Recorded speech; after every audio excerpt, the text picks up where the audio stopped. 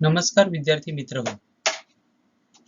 आज आपण बघणार आहोत प्रकरण क्रमांक 6 मधील प्रश्न क्रमांक 7. व्यवसायाच्या समाजाप्रती किंवा सर्वसामान्य जनतेप्रती असलेल्या जबाबदाऱ्या. आपण बघितलेलं आहे की प्रत्येक व्यवसाय हा समाजाचा घटक असतो. समाजामधून अनेक प्रकारची साधनं व्यवसायाला मिळत असतात आणि म्हणून प्रत्येक व्यवसायाच्या या समाजाप्रती काही जबाबदाऱ्या आहेत. त्या जबाबदाऱ्या प्रत्येक व्यवसायाने पार पाडल्या पाहिजेत. मग आज आपल्याला या प्रकरणामध्ये आणि या प्रश्नामध्ये बघायचं आहे की व्यवसायाने समाजासाठी काय केलं पाहिजे. बघा, व्यवसाय संघटनेला समाजाप्रती मोठ्या प्रमाणावर निश्चित स्वरूपाच्या पार पाडाव्या लागणाऱ्या जबाबदाऱ्या पुढील प्रमाणे. मग व्यवसाय संघटनेने समाजासाठी म्हणजे सर्वसामान्य जनतेसाठी काय केलं पाहिजे हे आपल्याला बघायचं आहे. पहिलं आहे पर्यावरणाचे संरक्षण. वर्तमान काळात प्रदूषण ही फार मोठी समस्या बनली आहे.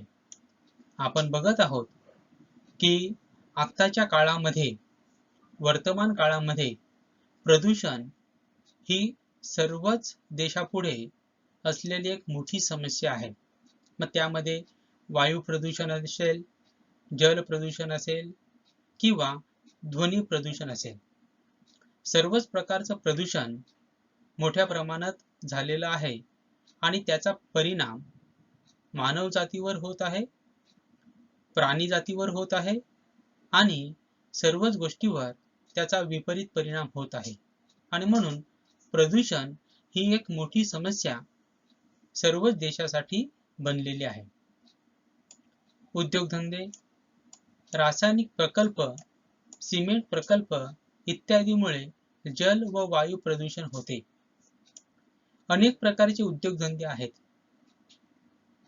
आणि त्यामध्ये देखील रासायनिक उद्योगधंदे ज्या ठिकाणी आहेत आणि सिमेंट प्रकल्प ज्या ठिकाणी आहे त्या ठिकाणी प्रदूषणाचं प्रमाण देखील जास्त आहे.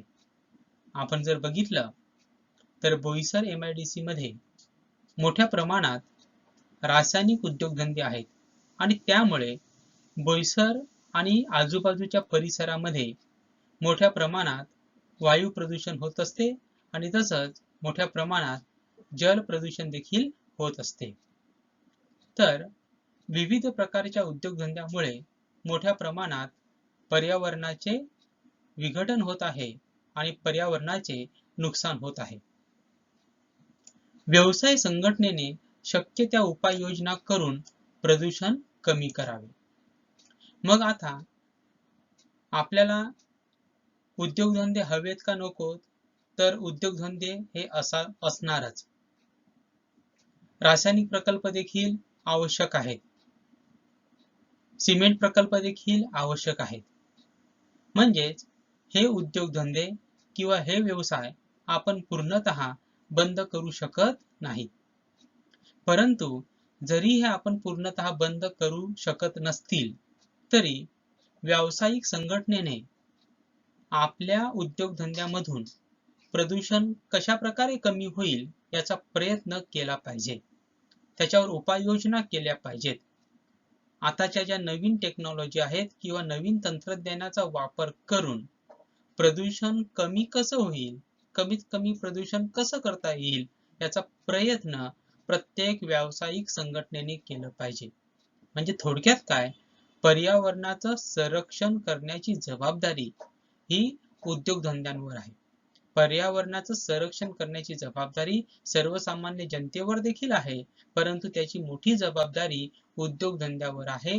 कारण की उद्योगधंद्यामुळे, व्यवसायामुळे पर्यावरणाचे मोठ्या प्रमाणात नुकसान होत आहे.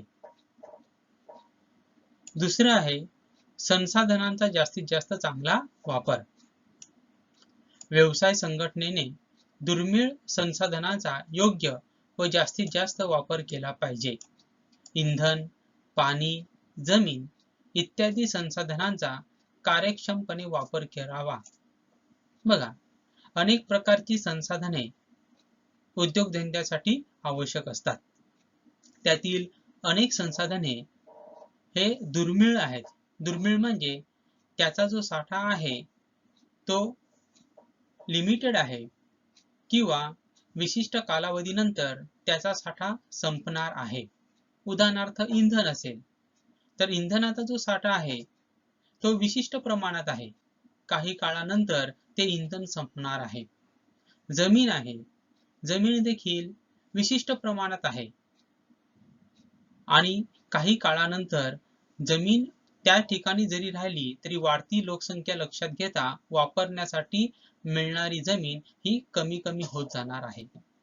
पाणी आहे, तर या प्रकारची जी संसाधने आहेत त्याचा कमीत कमी वापर केला पाहिजे आणि आपल्याकडे जी संसाधने उपलब्ध आहेत त्याचा वापर कार्यक्षमपणे केला पाहिजे. म्हणजे थोडक्यात काय तर त्याचा अपव्यय टाळला पाहिजे, म्हणजे त्याचा वेस्टेज टाळला पाहिजे. आपल्याला जेवढं आवश्यक आहे तेवढंच आपण वापरलं पाहिजे आणि आपल्याकडे जे आहे त्याचा उत्तम प्रकारे वापर व्यवसायाने केला पाहिजे. तिसरं आहे दुर्बल घटकांसाठी आरक्षण. समाजातील आर्थिकदृष्ट्या दुर्बल घटकांच्या उन्नतीसाठी व्यवसायामध्ये काही जागा राखीव म्हणजे आरक्षित ठेवाव्यात अशी व्यवसायाकडून अपेक्षा असते. अशा लोकांना व्यवसायाकडून वेळोवेळी आर्थिक व इतर मदतीची अपेक्षा असते. बघा, आपल्या समाजामध्ये काही घटक हे दुर्बल असतात. दुर्बल म्हणजे आर्थिक दृष्ट्या दुर्बल असतात. त्यांची आर्थिक परिस्थिती चांगली नसते. तर समाजामध्ये ज्या लोकांची आर्थिक परिस्थिती चांगली नसेल, म्हणजे ती जी लोक आर्थिक दृष्ट्या दुर्बल असतील अशा लोकांना व्यवसायामध्ये जेव्हा देखील कोणत्याही प्रकारची कामगार भरती असेल किंवा कर्मचारी भरती असेल अशा वेळी काही जागा ह्या अशा दुर्बल घटकासाठी राखीव ठेवल्या गेल्या पाहिजेत. जर अशा प्रकारे आर्थिक दृष्ट्या दुर्बल असलेल्या लोकांसाठी काही जागा व्यवसायामध्ये राखून ठेवल्या गेल्या तर आर्थिक दुर्बल गटातील जी लोक आहेत त्या लोकांना समाजाच्या मुख्य प्रवाहामध्ये आणता येईल आणि त्यांचा विकास करता येईल. आणि म्हणून प्रत्येक व्यवसायाने समाजातील आर्थिक दृष्ट्या जो दुर्बल घटक आहे त्यांचा विकास कसा करता येईल, त्यांना कशा प्रकारे आपल्याला मदत करता येईल, त्यांना आर्थिक मदत किंवा इतर स्वरूपाची मदत कशा प्रकारे करता येईल याचा विचार प्रत्येक व्यवसायाने केला पाहिजे. म्हणजे आर्थिक दृष्ट्या दुर्बल असलेला जो समाज आहे, आर्थिक दृष्ट्या दुर्बल असलेला जो घटक आहे त्यांचा विकास करण्याची जबाबदारी देखील व्यवसायांची आहे. चौथं, मागासलेल्या भागांचा विकास. व्यवसाय संघटनांनी मागासलेल्या भागांमध्ये व्यवसाय सुरू करावा अशी समाजाची अपेक्षा असते. त्यामुळे ग्रामीण भागातील लोकांना रोजगारांच्या संधी निर्माण होऊन त्यांची क्रयशक्ती म्हणजे खरेदीची क्षमता वाढेल. अशा प्रकारे ग्रामीण भागांच्या विकासासाठी मदत होईल. साधारणतः आपण बघतो की जे व्यावसायिक असतात ते व्यावसायिक शहरी भागामध्ये आपला व्यवसाय सुरू करतात. कारण की शहरी भागामध्ये व्यवसायासाठी आवश्यक लागणाऱ्या सर्व प्रकारच्या सुविधा उपलब्ध असतात. परंतु सरकार देखील जर एखादा व्यावसायिक ग्रामीण भागामध्ये व्यवसाय सुरू करण्याला किंवा सुरू करण्यासाठी तयार असेल तर त्याला विविध प्रकारच्या सुविधा आणि विविध प्रकारच्या सवलती उपलब्ध करून देते. तर प्रत्येक व्यवसायाने किंवा व्यावसायिकाने जर आपला एखादा व्यवसाय शहरामध्ये सुरू केला तर तशाच प्रकारचा एखादा व्यवसाय ग्रामीण भागामध्ये सुरू करण्याचा प्रयत्न केला पाहिजे, जेणेकरून ज्या प्रकारे शहरांचा विकास झालेला आहे त्याच प्रकारे ग्रामीण भागाचा देखील विकास होईल आणि त्यातून समतोल विकास साधता येईल. जर ग्रामीण भागामध्ये व्यवसाय सुरू झाले तर ग्रामीण भागातील जी लोक आहेत, जी जनता आहे, त्या लोकांना रोजगाराच्या विविध संधी उपलब्ध होतील आणि जर त्यांना रोजगाराच्या संधी उपलब्ध झाल्या तर त्यांची आर्थिक परिस्थिती सुधारेल आणि जेव्हा आर्थिक परिस्थिती सुधारते तेव्हा त्या लोकांची क्रय शक्ती म्हणजे खरेदीची क्षमता देखील वाढते. म्हणजे जर आपल्याला आपल्या देशातील सर्व लोकांचा विकास करायचा असेल, समतोल विकास करायचा असेल, तर ज्या ठिकाणी मागासलेपण आहे किंवा ज्या ठिकाणी ग्रामीण भाग आहे अशा ठिकाणी व्यावसायिकाने आपले व्यवसाय सुरू केले पाहिजेत. पाचवा आहे समाज विघातक कृत्यांना विरोध. समाज विघातक कृत्यांमध्ये व्यवसाय संघटनेने सहभागी होता कामा नये. म्हणजे कोणत्याही प्रकारचे समाज विघातक म्हणजे समाजाला घातक असणारे जी काही कृत्य असतील अशा कोणत्याही प्रकारच्या कृत्यामध्ये व्यवसायाने प्रत्यक्ष किंवा अप्रत्यक्षरित्या सहभागी होता कामा नये. त्याचा समाजावर प्रतिकूल परिणाम होतो.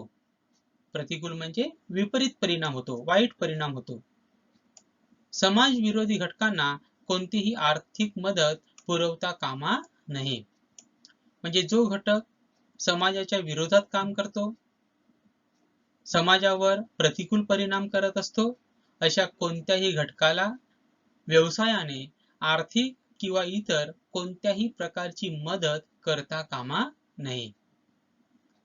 गुन्हेगारी प्रवृत्तीच्या व्यक्तींशी कोणत्याही प्रकारचे संबंध ठेवू नयेत. तसेच शासकीय लोकांना लाच देणे सुद्धा टाळले पाहिजे. जे लोकांची प्रवृत्ती गुन्हेगारी प्रकारची असेल, गुन्हेगारी स्वरूपाची असेल, अशा लोकांशी कोणत्याही व्यवसायाने संबंध ठेवता कामा नयेत. कारण की जर व्यवसायाने अशा प्रकारच्या लोकांशी संबंध ठेवले किंवा त्यांना आर्थिक मदत पुरवली तर त्यांना पाठबळ मिळते आणि त्यातून अनेक प्रकारची समाज विघातक कृत्य केली जाऊ शकतात. आणि म्हणून व्यवसायाने समाज विघातक कृत्य करणारी जी काही लोक असतील, जे काही घटक असतील, त्यांना आपल्यापासून दूर ठेवण्याचा प्रयत्न केला पाहिजे. तसेच शासकीय लोकांना लाच देणे सुद्धा टाळले पाहिजे. शासकीय म्हणजे सरकारी कर्मचारी. सरकारी कर्मचाऱ्यांना कोणत्याही प्रकारे लाच देता कामा नये. म्हणजे आपल्या समजा एखादं काम करून घ्यायचं असेल, ते जलद गतीने करून घ्यायचं असेल किंवा एखादं आपल्याकडे इलिगल काम असेल, अनधिकृत काम असेल, ते आपल्याला अधिकृत करून घ्यायचं असेल तर त्यासाठी लाच देण्याचे प्रकार घडतात. तर अशा प्रकारे सरकारी कर्मचाऱ्यांना लाच देणे हे अनैतिक आहे. त्याचबरोबर ते गुन्हेगारी स्वरूपाचे देखील आहे आणि म्हणून सरकारी कर्मचाऱ्यांना कोणत्याही प्रकारे लाच देता कामा नये. सहावा आहे आर्थिक मदत. दारिद्र्य निर्मूलन, अज्ञान निर्मूलन, अज्ञान निर्मूलन म्हणजे अशिक्षितपणा इत्यादी प्रकारच्या विविध कारणांसाठी समाजाची व्यवसायाकडून आर्थिक मदतीची अपेक्षा असते. अंमली पदार्थ विरोधी मोहीम, ध्वनी प्रदूषण विरोधी मोहीम इत्यादी समाज जागृती करणाऱ्या विविध कार्यक्रमांसाठी व्यवसाय संघटनांनी आर्थिक मदत करावी अशी त्यांची अपेक्षा असते. आर्थिक मदत. व्यवसाय समाजाच्या विविध प्रकारच्या सुविधा वापरून, विविध प्रकारचे साधन सामुग्रीचा वापर करून नफा कमवत असते. म्हणून त्या व्यवसायाने नफ्यामधील काही भाग हा समाजाच्या चांगल्या गोष्टीसाठी वापरला पाहिजे अशी समाजाची अपेक्षा असते. मग व्यवसायाने काय केलं पाहिजे? तर आपल्या देशातील जे दारिद्र्य आहे ते निर्मूलन करण्यासाठी आर्थिक मदत केली पाहिजे. आपल्या देशामध्ये जे अज्ञान आहे किंवा अशिक्षितपणा आहे त्याचं निर्मूलन करण्यासाठी व्यवसायाने मदत केली पाहिजे. म्हणजे काही ठिकाणी शाळा नसतील तर शाळा बांधण्यासाठी आर्थिक मदत केली जाऊ शकते. दवाखाने नसतील तर त्या ठिकाणी दवाखाने बांधण्यासाठी आर्थिक मदत केली जाऊ शकते. किंवा पिण्याच्या पाण्याची सोय नसेल तर त्यासाठी आर्थिक मदत केली जाऊ शकते. तर विविध कामासाठी म्हणजे समाजाचा विकास करण्यासाठी आर्थिक मदत व्यवसायाने केली पाहिजे. विविध प्रकारच्या मोहिमा समाजाच्या विकासासाठी आणि समाजाच्या कल्याणासाठी आखल्या जातात. उदाहरणार्थ अंमली पदार्थ विरोधी मोहीम. म्हणजे अशा प्रकारची जर मोहीम असेल तर त्याला आर्थिक पाठबळ देण्याचं काम व्यवसायाने केलं पाहिजे. ध्वनी प्रदूषण असेल, जल प्रदूषण असेल, वायू प्रदूषण असेल, याच्या विरोधी काम करणारे जे काही कार्यकर्ते असतील किंवा ज्या काही संघटना असतील त्यांना आर्थिक मदत देण्याचं काम व्यवसायाने केलं पाहिजे.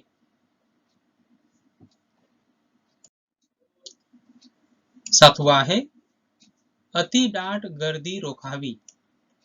व्यवसायाने शहरामध्ये उद्योगांचे होणारे केंद्रीयकरण टाळून विविध ठिकाणी किंवा भागांमध्ये ते विखुरले गेले पाहिजे.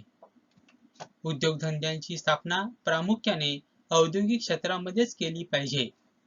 रहिवासी भागावर होणारे प्रतिकूल परिणाम त्यांनी टाळले पाहिजेत.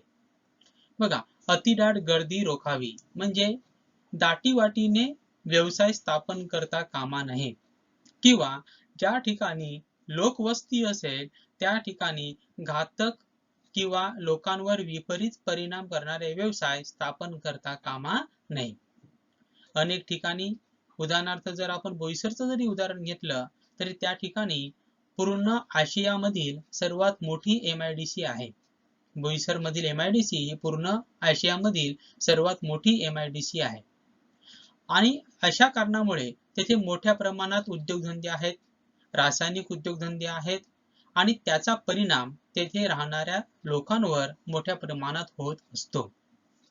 तर त्या ठिकाणी दाटीवाटीने व्यवसाय केले जातात.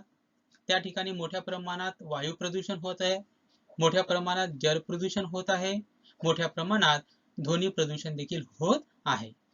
म्हणजे थोडक्यात काय सांगितलेलं आहे की दाटीवाटीने व्यवसाय करता कामा नये. व्यवसाय हे विखुरलेले असले पाहिजेत आणि त्याचबरोबर लोकवस्तीमध्ये व्यवसाय करता कामा नये. कारण की ज्या ठिकाणी लोकवस्ती असेल त्या ठिकाणी समजा व्यवसाय सुरू केले तर त्याचा विपरीत परिणाम तेथील राहणाऱ्या लोकांच्या आरोग्यावर होत असतो. आणि म्हणून दाटीवाटीने किंवा अतिदाट ठिकाणी व्यवसाय करता कामा नये. आठवा आहे रोजगार निर्मिती. व्यवसायाने समाजातील सर्व घटकांच्या साठी मोठ्या प्रमाणावर रोजगारांच्या संधी उपलब्ध केल्या पाहिजेत. विस्तार व विकेंद्रीकरणाच्या कार्यक्रमाद्वारे ते शक्य आहे. अशा प्रयत्नामुळे समाजातील बेकारीचा प्रश्न, दारिद्र्याचा प्रश्न सोडवण्यास मदत होईल. प्रत्येक व्यवसायाने जास्तीत जास्त प्रमाणात रोजगार निर्मिती कशी होईल याचा प्रयत्न केला पाहिजे. जास्तीत जास्त लोकांना रोजगार देण्याचा प्रयत्न प्रत्येक व्यवसायाने केला पाहिजे. जेव्हा जास्तीत जास्त लोकांना रोजगार मिळेल तेव्हा भारतामधील बेकारीचा प्रश्न सुटण्यास मदत होईल, भारतामध्ये असलेल्या दारिद्र्याचा प्रश्न सुटण्यास मदत होईल आणि अनेक सामाजिक समस्या देखील यातून सुटू शकतात. आणि म्हणून जास्तीत जास्त लोकांना रोजगाराच्या संधी उपलब्ध करून देणे ही देखील व्यवसायाची एक जबाबदारी असणार आहे. मग रोजगाराच्या संधी उपलब्ध करून देण्यासाठी काय करावं लागणार आहे तर व्यवसायाला विस्तार करावा लागणार आहे. विस्तार करणे म्हणजे व्यवसाय वाढवणे आणि व्यवसायाचं विकेंद्रीकरण करावं लागणार आहे. विकेंद्रीकरण करणे म्हणजे काय, त्याला इंग्रजीमध्ये डायव्हर्सिफिकेशन म्हटलं जातं. म्हणजे जर तुम्ही आज एक वस्तू बनवत आहात, उदाहरणार्थ आज तुम्ही समजा मोबाईल बनवत आहात, तर मोबाईल बनवता बनवताच तुम्ही त्याचबरोबर टेलिव्हिजन देखील बनवण्याचा प्रयत्न केला पाहिजे. याला म्हटलं जातं डायव्हर्सिफिकेशन किंवा विकेंद्रीकरण. म्हणजे अशा माध्यमातून तुम्ही तुमचा व्यवसाय वाढवण्याचा प्रयत्न केला पाहिजे आणि जर तुमचा व्यवसाय वाढला तर अनेक प्रकारच्या रोजगाराच्या संधी उपलब्ध होतील आणि जर रोजगाराच्या संधी उपलब्ध झाल्या तर त्यातून बेकारीचा प्रश्न सुटू शकतो, त्यातून दारिद्र्याचा प्रश्न सुटू शकतो आणि त्यातूनच अनेक प्रकारच्या सामाजिक प्रश्नांची देखील सोडवणूक आपण करू शकतो.